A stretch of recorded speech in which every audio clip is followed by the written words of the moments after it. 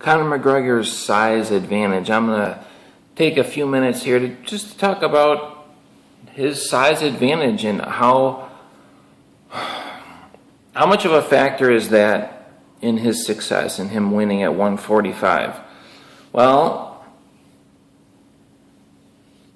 he definitely has a lot of reach. He's tall. He's taller than these guys at 145.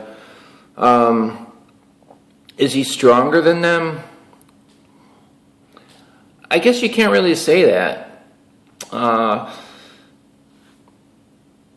But he is a bigger guy, okay? Make no mistake about it. He's a bigger guy hitting somebody that's smaller. Like when he's fighting Diego Brando. And even he said himself, these guys, they just seem small to him. They're shorter. It's like he can just look down on them and just hit them. He's got more reach than them, so he can just come in and hit them. And it's like, if they're trying to hit him while he's on them, well, they can't even reach him because their arms are too short. You know what I mean? It's like they would really have to execute. Now, not all strikers that are great strikers have a reach advantage. Okay, Fedor very seldom had a reach advantage, and he didn't have any problem. And even guys like Mike Tyson, these guys didn't have any problems. So that's a little bit maybe a little bit different comparison, but I had made a video, Conor McGregor, Rafael dos Anjos versus Conor McGregor, and I said that I would expect Rafael dos Anjos to win that fight because of a size advantage. And somebody commented he doesn't have a size advantage. They're actually the same height, same frame, and Conor actually has like more reach. Okay, well that's true, but that's not what I was necessarily talking about. There's more to size than just your frame.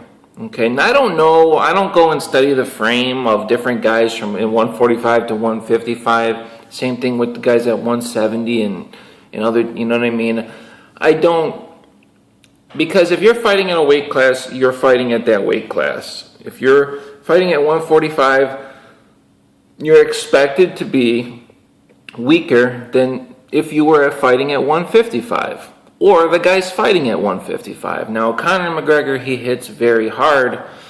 Will his punches be as hard against guys at 155? Will they have as much impact? And the answer is no. The bigger somebody is, okay, the harder it is going to be to knock them out. Okay? I mean, that is fact, and you could argue that if you want, but if somebody if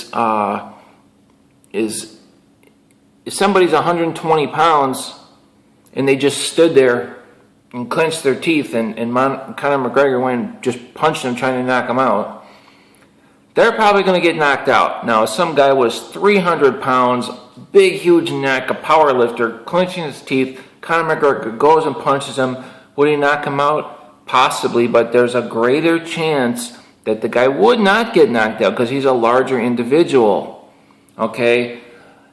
And so there is truth to that. Now, I said that Dos Anjos is bigger.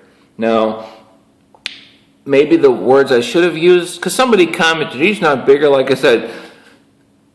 Maybe the words I should have used is he's stronger. He's bigger, too. He's bigger. He's bigger. He's fighting at 155.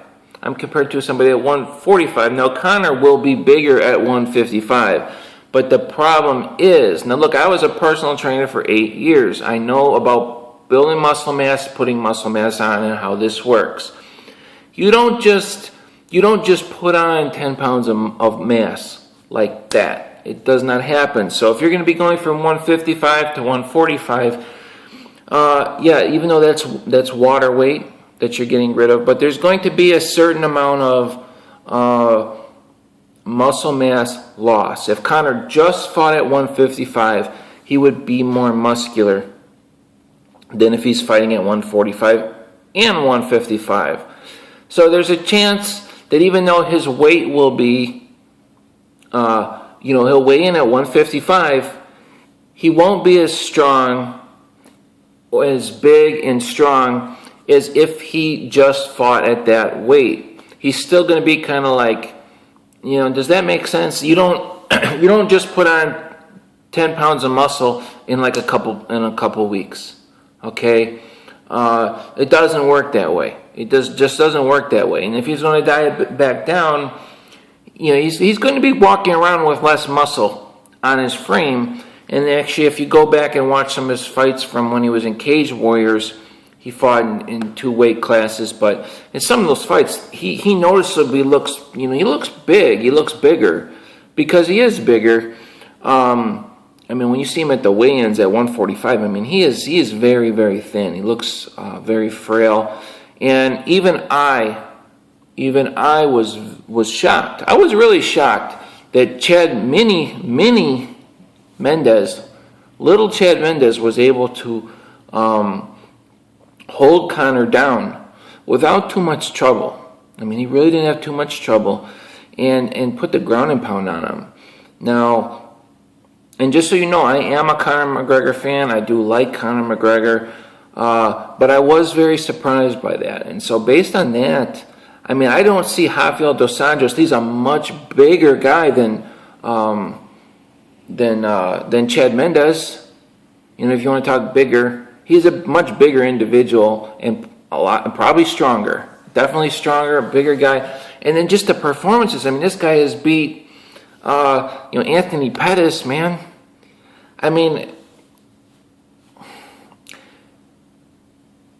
And so I just wanted, that comment kind of was like, I guess I shouldn't really respond to comments on YouTube, but it's just like, okay, I'm 180 pounds. I'm pretty muscular. Like I'm solid. You could see, I'm muscular. I'm 180 pounds. I'm 6'1", 180 pounds. I have a 75 inch reach. I have long arms. Now, if I was the same frame, but instead of 180, I was 210, I'm bigger. Okay? So there's more to being big than just your frame structure. And the reach advantage thing, Conor will have a reach advantage. Can he beat Rafael dos Anjos? It's possible, but like I said, I would expect Rafael dos Anjos to win the fight. And I'm pretty sure that the betting odds would be in favor of dos Anjos. Even though Conor knocks everybody out in the first round, nobody can touch him, he's still, I bet you that when the betting odds, that dos Anjos will be the favorite. And for good reason. He would be expected to win.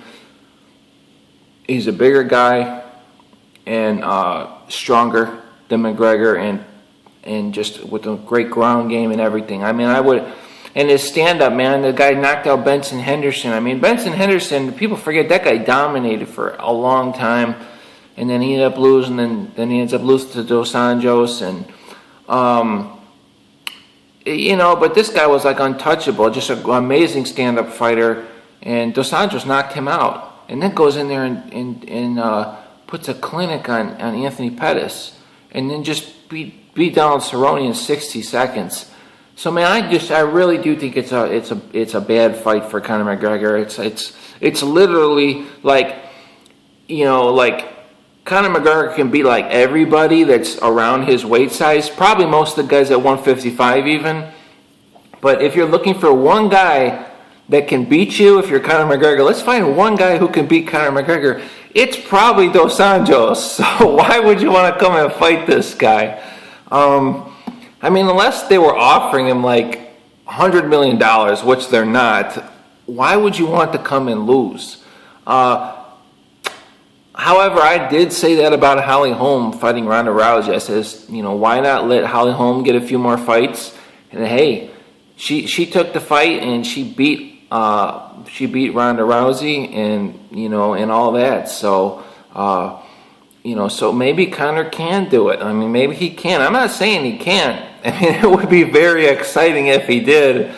And I'm not saying that I'm rooting against Conor. I might even be rooting for him. I don't know who exactly I would be rooting for. I like them both. So I would probably just be watching to see who wins. That's really kind of the way it's gone with Conor McGregor's fights. It's like I don't necessarily root for Conor. A few of the fights, but I just kind of want to watch to see what happens. It's just so, it's been so entertaining, and I've done so many videos talking about the guy. It's just like, let's see if he can do it. You know what I mean? Just, and yeah, he always does. So, you know, but man, every dog has his day, and like, you know, everybody will meet their match, especially if you go looking for it, and you know, so that's all I have to say about that. But anyway, guys, I'll see you later.